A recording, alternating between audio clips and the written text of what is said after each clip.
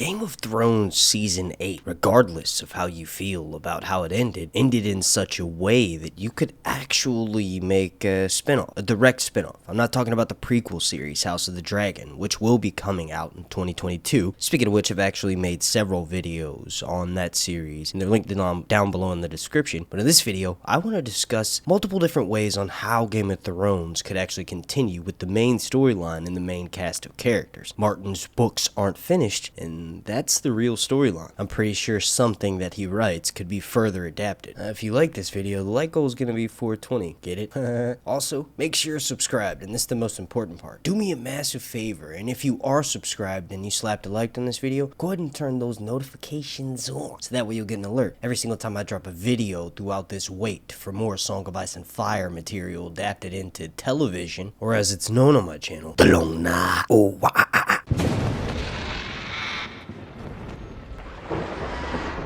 Now, the first way, or the first reason why I think Game of Thrones may be further adapted, and the reason why I think it's most likely going to be a movie, is that it wouldn't make sense to continue the main series, as the showrunners, the creators of that series, aside from George R. Martin, as his work is what's inspired and what influenced that adaptation in the first place, but Dan and Dave, I'm sure, have stepped away from Game of Thrones for the foreseeable future. Aside from being added as an executive producer credit every now and then, I don't think they plan on coming back to the series. And because of that, I think HBO convinced them to write the series in a way in which it could be further adapted into either, we'll say, a short series, meaning they put out like 2, maybe 3 movies that are like 2 hours long that continue the further storyline and maybe have several of the actors and maybe even introduce new characters that they never introduced in the main storyline of the television series since Martin's books aren't finished. Now, this potential short series or film adaptation could be several years down the line, as I think the most likely candidate who can take on such an insanely immense task would be Ryan Condal and Miguel Sapochnik. I think they may give him a few seasons under his belt as showrunning House of the Dragon, but this man is a super fan, and I'm pretty sure with the respect that he has for the greatest series of all time and the reason why he actually has a job, he could more than give us a more satisfying ending than Game of Thrones Season 8, and that's putting it lightly. Now, you all let me know, once again down below, for the 1,000th time, what are your feelings on Game of Thrones Season 8? Like, my feeling is that, yes, I do not agree with, like, we'll say 60 to 65% of the writing choices, but I do think that it does not, and I've said this for,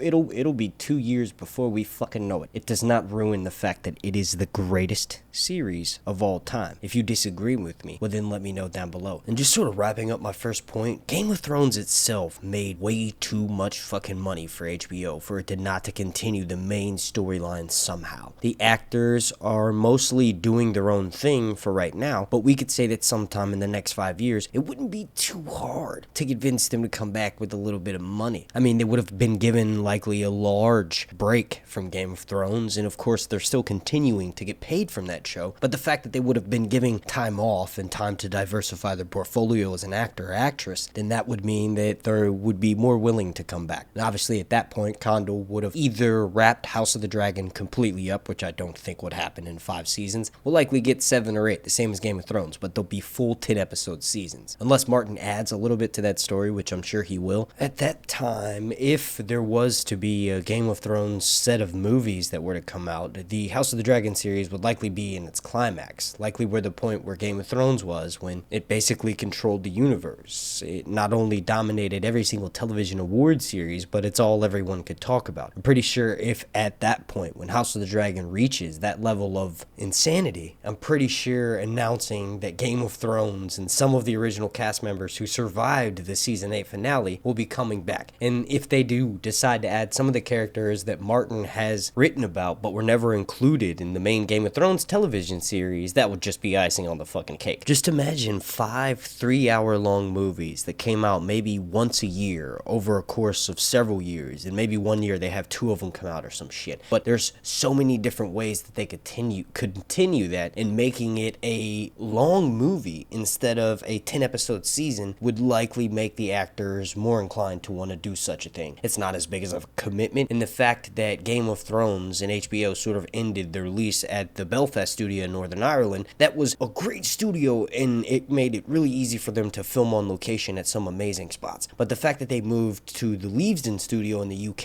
and that's actually one of the points that I want to make in this video for House of the Dragon, I guess, is that they have the ability to do so much more in such a smaller amount of time. Since Leavesden is a full-time studio, they have people that are used to building movie sets and at a quicker rate than it would normally take them to film stuff like Game of Thrones. It's part of the reason why we had to wait in between seasons. Is not only did it take a long time to film the scenes because they wanted to get everything perfect, and the dialogue was obviously so well written that it took the actors multiple takes to get it locked in, and obviously they wanted that to be shown on camera. But because of that, the set building and all of the shit that goes behind the scenes, like the CGI and putting shit on the final touches, and when it reaches the post-production phase where everything is being looked at and edited, and maybe certain actors are being called back, when all that's happening, it'll be sped up a lot quicker because HBO and Game of Thrones and House of the Dragon will be locked in at the Leavesden studio in the UK. And I'm pretty sure once HBO and Warner Brothers realizes how much money they're going to be making from this new series that's going to heavily involve everybody's favorite elements, dragons, titties, and motherfucking blonde-haired Targaryens, well then I think the studio execs are going to be saying one thing: make way for dragons, bitch. Oh yeah, and someone get Amelia on the phone. Now at this point in the video, there's probably some cunt that's already written a comment down below saying how, oh, you've talked for so long and you've ranted my ear off, which is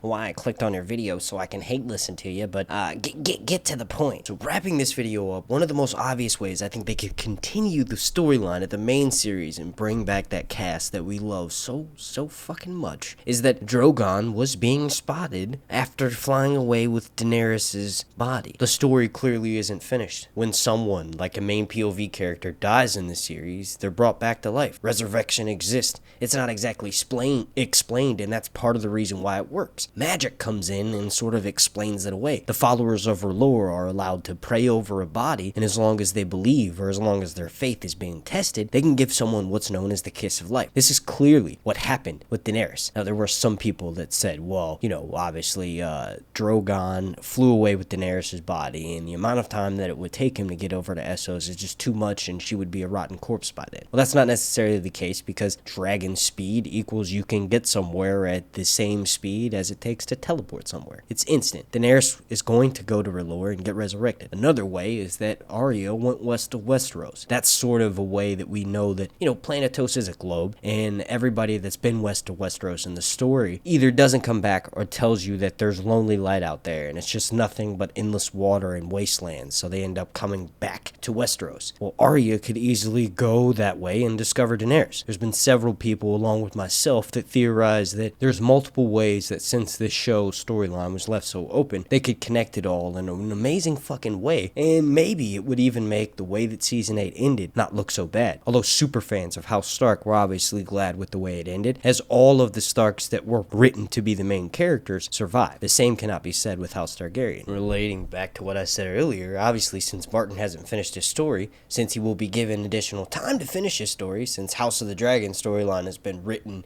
in World of Ice and Fire, Fire and Blood, The Princess and the Queen, and The Rogue Prince or a King's Brother, I'll list Fire and Blood down below because that's the best source to get all the information sort of compiled into one. But since that story is already somewhat completed, Martin could focus on his main A Song of Ice and Fire series, finish Winds of Winter, and eventually A Dream of Spring. Those two books would be a perfect source to make a Game of Thrones movie. And another quick way that they could make everyone sort of appeased and bring back the big bad is that when the Night King was killed, the magic that created him was not. The fact that they never really put a conclusive cap on that makes me think that there's an easy way to, since Jon Snow is going north, he could become everyone's favorite theory, which is that then he would eventually become the Night King. It's hilarious that Jon Snow died once for being a traitor when he wasn't actually a traitor. He was just being a decent person and allowing people a safe haven.